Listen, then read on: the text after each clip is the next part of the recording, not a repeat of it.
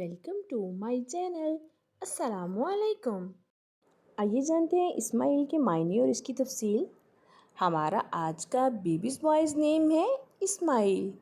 इस्माइल के इंग्लिश में स्पेलिंग दो तरह से लिखे जाते हैं, ISMAIL, ESMAEEL, इस्माइल।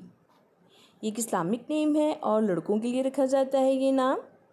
इस नेम के मायने हैं एक पैगंबर का नाम इस्माइल।